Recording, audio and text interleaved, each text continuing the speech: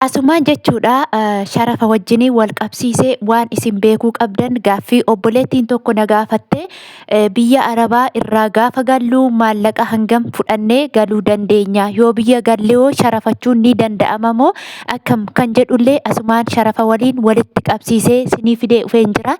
Nagaa fi araarri jaalalli waaqayyoo isiniif haa baay'atu. Hordoftootaaf jaallatamtoota kabajamtootaaf maamiloota kiyyaa. Egaa akkuma beekamu guyyaan har'aa Oktooberii 5 baatii 10/2025 jechuudha. Sharafa biyyoota adda addaa isinii qabadhee dhufeetiin jira. Asumaan dursa otoo gara sharafaatti hin galiin immoo gaaffii obboleettii keenyaa isinii deebisa jechuudha. Innis maal yoo jettanii gara biyya Arabaarraa biyyatti gaafan galu maallaqa kiyya yoon baadhee galee rakkoo qabaa'oo kan jedhu irratti jechuudha. Dhugaa dubbachuuf waan na qabattee galtu biyya jirtuu fi maallaqa qabattee galtu beekuun dirqama jechuudha. Egaa biyyoonni orkaman jira. Biyyoonni maallaqa ati fudhattee biyya galtee siif hin sharafamne jira. Maallaqni biyya keenyatti hin sharafamne. Maallaqni biyya keenyatti sharafamus immoo ni jira jechuudha. Fakkeenyaaf biyya Beeruut keessa yoo jiraatte birrii Beeruutii birrii kan Beeruutii otoo doolaara otoo hin taane birrii Beeruutii baattee yoo galte sii sharafamuu hin danda'u jechuudha. Akkasuma immoo warreen shiqil jedhaman birrii xiqqishuu warreen akka shiqilii warreen jedhaman fudhattee yoo galte siif hin sharafamu jechuudha. Akkasuma birrii Itoophiyaa gar malee xiqqishuu taate warreen kun siif hin sharafamu garuu doolaara yoo ta'e riyaala dirahama diinaara warreen kun yoo fudhattee galte ni sii sharafama. Biyya iddoo baankii kamillee hojjette jechuudha. Baankii gosoota barbaadde iddoo barbaadde dhaqxee sharafachuu ni dandeessa jechuudha. Akkasuma immoo yeroo sharafattu jechuudha baankii iddoo magaalota gurguddaa irra jiran kanneen akka Finfinnee, Amboo warri kana biyyoota maallaqni itti sharafni fuudhamuu danda'u. Akkasuma naannoo adireesii baankolee xixiqqoo jiran akkasitti si harkaa fuudhuu dhiisuu danda'u jechuudha. Dabalataan immoo fakkeenyaaf ati nigidi baankii ta'ee maal ta'ee hunda isaatti jijjiirrachuu ni dandeessa iddoo barbaaddetti jechuudha. Garuu anasiin jedhu tokko immoo jechuudha hunduma keessan ilaallachuu danda'a wanti kun. Maallaqa keessan yeroo fudhattanii galtan booleetti hin sharafiina. Fakkeenya yeroo boolee lixxan maallaqa baattanii yoo dhaqxan boolee keessa boolee eerpoortii Itoophiyaa keessa baankiin ni jira jechuudha. Baankii ati barbaadde achi keessa ni jira. Ni sii sharafamuu ni danda'a. Garuu achi keessatti gatii xiqqoodhaan sharafu jechuudha. Gatii isaan itti sii sharafan gatii akka bakkee baatee sharafattu otoo hin taane gatii qannasanii sii sharafu jechuudha malee sharafamuu ni danda'a jechuudha. Akkasumas immoo achi keessaa yeroo sharafattee baatu akkaawuntiin kee biyya mana jira maatii kee harka jira waan ta'eef ati baattee baatu birrii kaashiidha jechuudha. Kanaafi kanan isiniin jedhu boolee keessatti sharafachuu otoo hin taane galtanii nama isin wajjin deemtan sun murteessaa ta'uu qaba. Maallaqni keessan seeraan qabattanii galuudhaaf namni ufee isin fudhatu fira keessan yookiin immoo nama amanamaa ta'uu qaba jechuudha. Maaliif yoo jettan hattuu baay'eetu jira. Nama kamiyyuu amantanii wajjin taaskii lixxe jennaan nyaatamuu dandeessa. Birrii baay'ee harkatti baattee galteennaan si nyaachuu danda'u waan ta'eef. Maaliif gaafa ati biyya alaarra galtu maallaqa otoo hin baatiin iyyuu ofumaa si nyaachuu ga'u waan ta'eef.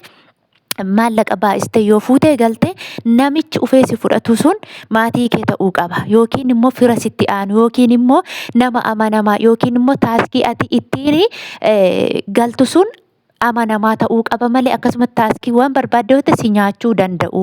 Maallaqa kee harkatti baattee galtee shawwadamuu yookiin immoo nyaatamuu dandeessa. Isa kana of eeggadhaa malee birrii yoo fuutanii galtan namni kamillee sharafachuu ni danda'a. Rakkoo tokko malee yaaddoo tokko malee jechuudha. Amma barbaadde fuutee galuu dandeessa. Namoonni baay'een birrii baay'een hin dabarfamu ni dabarfama jechuudha. Anama fakkeenya yeroon galee riyaala Saawudii 6,000 baadheen galee namni birrii baattaa jedhee na gaafate tokkollee hin jiru jechuudha. Riyaala Saawudii fuudhee galee maatiin koo taaskii qabanii dhufanii na fudhatanii maatii koo waliin makiinaa mataa keenyaan jechuudha. Mataa keenya yeroo jiru taaskii ofii isaanii kontiraata qabatanii isaan bichaatiin nama beekan irraa fudhatanii dhufanii wajjiniin galee guyyaa biraa immoo baankii ofii maatii wajjiniin jechuudha xinqaaqeedhaan dhaqeen achumatti akkaawuntii koo irra galcheen ba'e jechuudha. Harkatti baadhee hin deemne jechuudha. Akkasitti jijjiirradhe jechuudha. Akkasumallee namoonni biyya biraa gaggalan akkasuma godhanii achuma dhaabbattee achumatti akkaawuntii kee fudhattee haqxee akkaawuntii kee irra galchattee cheek gootee bahuu dandeessa jechuudha. Achumatti baankiitti illee immoo yeroo sharafattanii baatan maallaqa harkatti baattanii yeroo taaskii lixxan rakkoo qaba jechuudha. Kanaaf achumatti akkaawuntii abbaa fi irra yoo ta'u fira kee irraa ta'u obboleessa kee irraa ta'u hammaatii kee irraa ta'u waan kee irraa ta'u achirra galcha'uuti ba'ii isiniin jedha. Gaaffii obboleettii isinii deebiseen jira. Akkasuma gaaffii kana fakkaatu yoo na gaafattan asuma isinii deebisa isiniin jedha. Egaa gara sharafa keenyaatti yeroo gallu jechuudha. Chaayinaa heewaan tokko guyyaa har'aa jechuudha karaa gabaa gurraachaatiin 23.50 oolee jira. Akkasuma immoo karaa baankiidhaan immoo chaayinaa heewaan tokko 19.32 oolee jira. Inni itti aanu turkii riileedha. Turkii riileen tokko karaa gabaa gurraachaatiin 4.1 oolee jira. Akkasuma Swiss firaankiin tokko karaa gabaa gurraachaatiin 210.29 oolee jira. Akkasuma karaa baankiitiin immoo Swiss firaankiin tokko 172.37 oolee jira. Inni itti aanu yuuroodha. Yuuroon tokko karaa gabaa gurraachaatiin 194.42 oolee jira.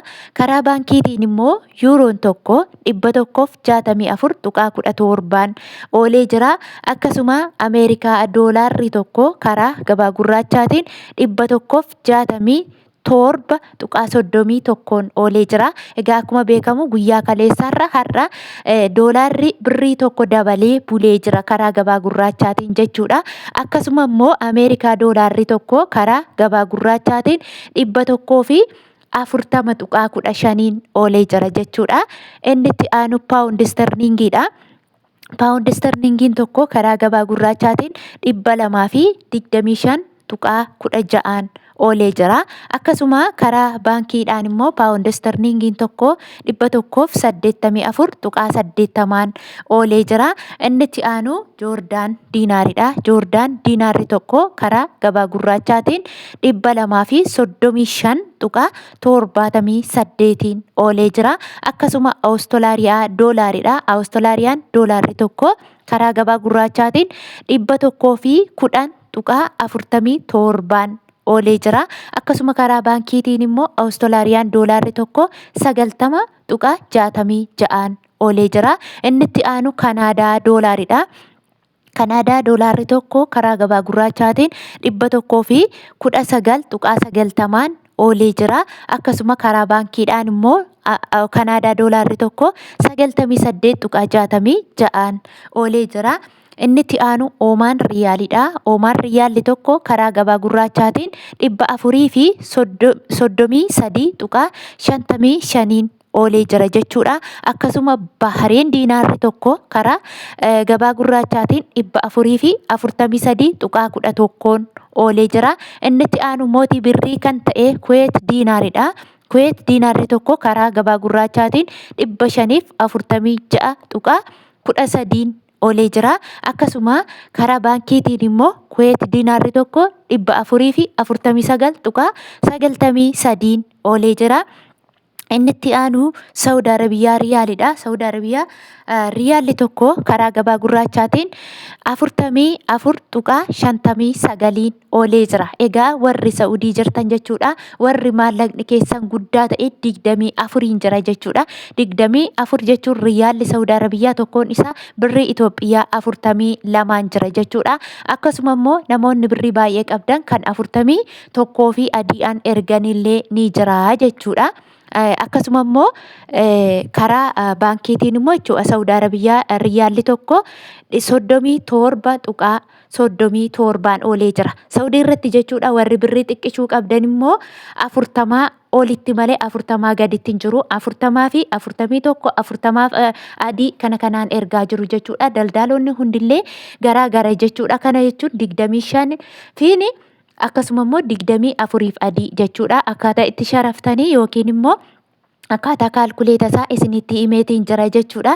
Dabalataan immoo mashwaara yookiin immoo gatii taaskii hundumti keessanillee 50 kaffaltu jedhee isinitti himee jira jechuudha.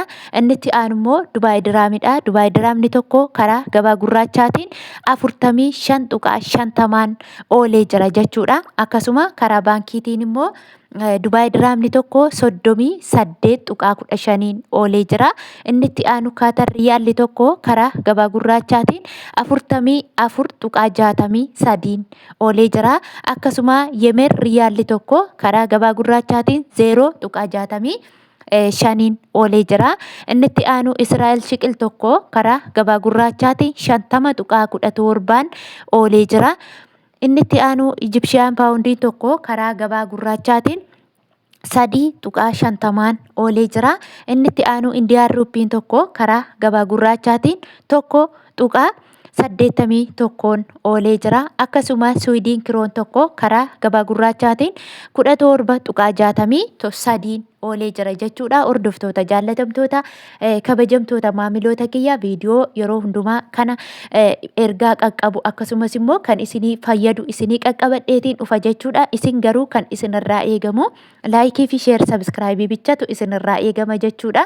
Akkasuma gaaffii qabdan qeeqa waan adda addaa qabdan immoo koomentii jalatti barreessuu dandeessu. Gaaffii keessan walumaa galatti akka kanatti isinii deebisuu nan danda'a jechuudha. Viidiyoon biraan hanga walitti deebinutti turtii gaarii.